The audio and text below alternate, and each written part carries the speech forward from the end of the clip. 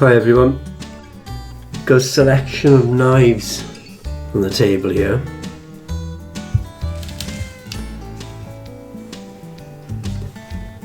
A few different companies, people, not necessarily a review, but I just thought I'd show you a selection of what I've got and maybe why I bought them and what and how I use them maybe.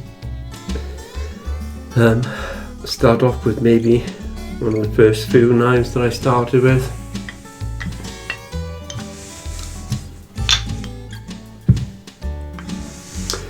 Which would be these. Beavercraft. You might see a slight taint of colours because I stained it, but hopefully you can still see the word Beavercraft in there. Just below my fingertip there. Enough of an angle for you to read it. Forgive the state of the edge of the blade. I don't use this for whittling. I might have mentioned it in one or two of my other videos as well. It is what I started off with, but it wasn't very sharp when I had it. It's still not sharp at all because I don't maintain it for this purpose. Will it cut wood? Yeah, definitely will cut with the grain. But once you start going across the grain, it's like using a hacksaw blade. As I said, I don't use it for whittling anyway, so I don't maintain it for that purposes. However, even when they were brand new and I stropped it with a leather strop, it's still just, it was awful. And it's awful to this day, even on the new ones they still have in a pouch. This one I've hardly used at all again. Yep, it will cut again, especially with the grain. But even now you can sort of possibly see it, where it's like it's cutting the grain basically rather than where I want it to be. No, I definitely wouldn't start off these as a beginner. And if you've got them, then fine. What I would say is get the outlines done on what you want to get done on the wood. But once you sort of get it to more, it's a real rough idea, but once you get to a stage of something like this or whatever, then maybe you're better off getting another knife. I did use them for a little while and ended up going to like a scalpel blade really. Forget what other word you guys use for those blades now, but they're like the razor sharp little blades you get that are available with a long metal plain shaft, basically a silver shaft like that, and you've got the blade, the X-Acto knife, that's what they're called, yeah. So yeah, no good, not for whittling, and I put my word on that. My next set of knives were flex cut. These are two slightly different blades, I believe. Is it KN13s? I can't remember what the actual knife types are called now. I'm not doing the video for those references, but this was a far better choice knife to go to. It's like all of a sudden it's like it's silk. It's smooth. You can just, I don't know if you can see that on the camera, but it's really smooth. There's nothing. It's almost as if you put glass paper on it. They're incredible compared to the others. So you get a bit more angles with the tip, etc. Then you can get your B cuts a little better. You can do undercuts and everything else then as well. Definitely recommend going to a flex cut if you've got the other blades at the moment. You can buy them a set of 3, which is a very small little tip of a blade like that, a knife like that, and I believe it's got a different shaped blade. It's a rounded blade. Again, I don't use that type of knife pretty much at all.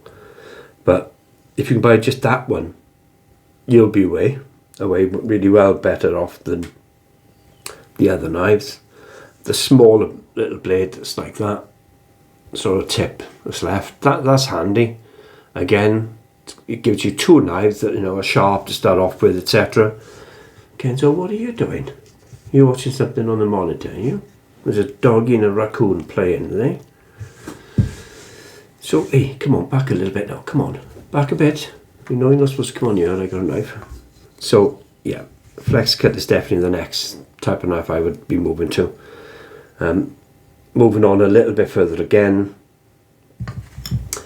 I did manage to get myself an OCCT, Orange County Carving Tools knife, through a friend of mine, Lenny in America, who was visiting back to the UK and family, and he fetched a couple over for me. Thank you, Lenny. Still really appreciate what you've done there, and I know he's done it twice for me as well. They're really good knives, especially for the value that you pay in. These end up being about the same, if not cheaper, than the flex cut knives. They were when I actually bought them, for sure. And again, well, it's the difference again, I would say, going from a really terrible knife to the flex cut knife to go into this again, then they're incredible. They're really good, and again, maintain the knife like you would have to in the flex cut as well, with a good strop, and just giving it regular treatment as usual, back and forth several times each way to make sure you keep that burr off there and it stays well sharp. I wouldn't do it now, but you can shave your hairs and your arm off with them in no time at all. Really good knives. Difficult for us in the UK to get hold of. If you've got friends or family abroad and they'd be willing to fetch one or two over for you, that's my highest recommendation of a knife, second to somebody else's knife, but they're on par with the next knife that I'm going to look at now. Yeah, definitely get yourself one of these. The measurements on this knife, I can't really give you. What length was this? This was a 35mm blade on there, walnut handle. One of the standard knives that they did originally from when they were a Mike Shipley knife, I think it was it? If I remember correctly. Yeah, really good. I'm going to measure the shaft on that one. That's not correct. 0.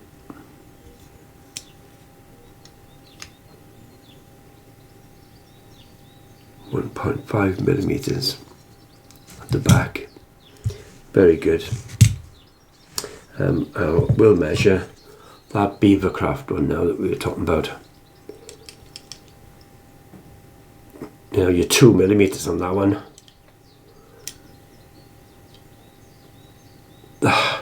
There's no movement on the blade. I mean, I actually use this to split little bits of wood up and everything as well now, with plonking another bit of wood on top, using it like that to split wood, and mostly, honestly, opening boxes from Amazon. I never need to sharpen it, but it will stay sharp.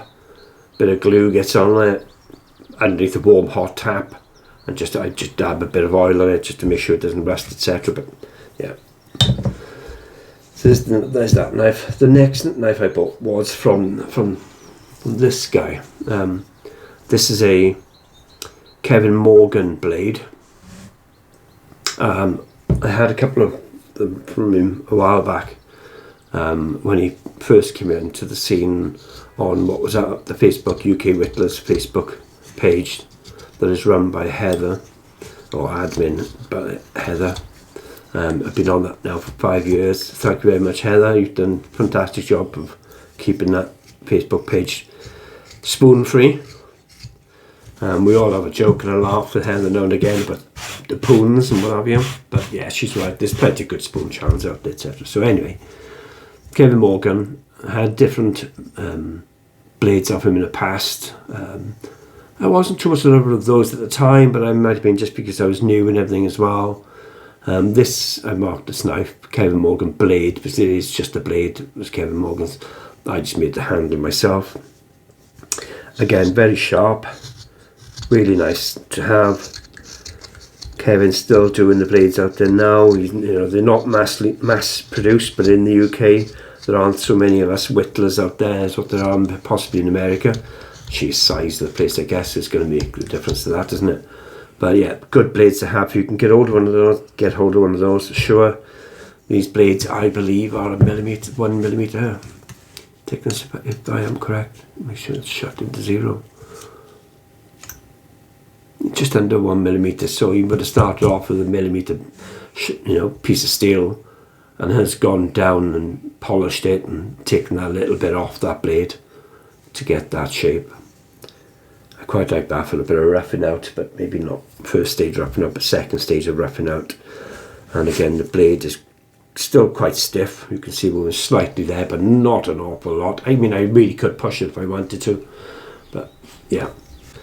So a good knife, well priced as well. Kevin, thank you very much for selling me another one of your knives. I would recommend getting one of those if you can't get what will be the next knife I'm going to show you now. I had these from Chris Denham, who's not at the moment making knives. Various reasons, health, age, etc. A really good guy. If you still see him offering knives up there, for certain get them. They're right up there on par with the old OCCT knives. I would say I would find it difficult to tell the difference between two blades if they were put in the same handle. Maybe slightly on the shape I would be able to tell, because I know these are flatter profile than what Chris does. But Chris is right in some of the conversations we've had. I like this flat one, and I still like it probably a slight bit more than these, but I've really grown to using this, and the proof in the pudding of that is, you look at my videos, a lot of the time I'm using either this knife or another one similar to it that I put my own walnut handle on there. And again, I'll give it another little thing I mentioned here, because I do suffer from my gout. I'm not so much in my finger at the moment. As you can see, I can move it a little bit, and it only hurts a little. I'm struggling with my foot now at the moment, which is why we're in the house today, not my man cave, the shed. I can't get up there. But different handles can be easier on my hand, so it is. I mean, that's nice now at the moment because it's nice and small. I can tuck my hand around it. In other videos you can see that I've got a blade like this, and my hand is more or less like that holding the knife because I can't bend this finger. So it is nice to have different pieces of wood at the end and things like that, and different sizes. You can see the size differences there. I have been playing around. I've got that knife up here, so it is man cave. But I've actually used my walnut handle, similar size to this one, I think it was. Same piece of wood, but I've actually now shaped my hand and fingers around the wood just to try and give myself a chance next time I've got gout in my fingers. I've even put like a bit of a thumb indentation on here as well to sort of give me a stop against the top there. But again, I haven't got that here right now. So they would be my top recommendation from someone in the UK, and then secondly obviously Kevin Morgan. Again, really good knife. These are slightly better in my opinion because the type of steel is used, 012 steel. I can't remember what Kevin's using, but I know it's not the same. Those knife blades from OCCT, Orange County Carving Tools, they are the same steel as what Chris Denham's using, and they're my preferred choice. They stay a little bit more sharper, that much longer. These knives stay sharp for a long time. Again, if you're a beginner and you go in from something like even the flex cut knives, you're going to see a difference in the quality on that finish of that blade from the Kevin Morgan blade or knife that you're going to get, for sure. So give these a shot. If you can't get hold of Chris's knife, definitely give these from Kevin a shot. I'm going to mention another one. He's not from the UK, but he's well known in the UK for sure. Kids, are you trying to pinch the light or what? Come on, back a bit. This is Gail Larson's knife. got his little logo on there as well. Cute, love that. I'm going to different finishes on the knives another day, and I really like this one. Well shaped, this knife, and it is good for me with my gout as well. Can't always get my finger right the way around it, and if I try and put that finger, which I got on other occasions and I can't bend it, it's too close for my index finger to be able to use. That's why you don't see much of me using this in the videos. I do quite often use this in the house when my finger's okay, for getting more the detail work in. It's a smaller blade than obviously the ones I get from Chris are. Look at the size difference. You are going to get into tighter, smaller areas better with that. And the blade, again, is exceptionally sharp. I can't, forgive me again, I can't remember what metal he's using. Could be the same, I'm not going to say, I don't know, I can't remember. Without looking it up, I really don't know. Kenzo, you're really getting close again now, come on. You can get them in the UK. He will send them out to you from Europe. They cost a little bit more because you obviously got to import them as well. But again, are really good knives. All three that I mentioned here, which are Chris Denham, Kevin and Gail, all really, really good compared to a flex cut. Flex cut again is still going to be really good for a beginner. But these are your next step again if you can't get something like an Orange County carving tool knife, okay? I will mention another knife that is done by Flex Cut, and it was one of the original ones that they did from the Pro series. Now, I don't want to go into too much detail because I didn't finish off reading about it too much, but I give up on this knife. As sharp as I managed to get it, and it was really good for the first maybe hour or two, and in between sharpening still of use in that 1 to 2 hours, very shortly after, the edge started flaking is a word I would use for it. Literally it was just flaking away, and I am not the only one who's mentioned this. It was mentioned by very big YouTubers. Alec Lacasse actually did a review on it as well, and I believe he did another review on what was their second edition of these knives. This was the first edition of those knives that they had. I imported this from America. It cost me a lot of money to get it, as you can imagine, with the shipping, import tax, and then the duty this end, and even a courier admin fee. Crazy amount of money. I'm not even going to say. And I can tell you this is my biggest disappointment to the Beavercraft knife. They don't compare. This one is working, is really good, but all of a sudden the edge will just start flaking off. So I lost interest in it.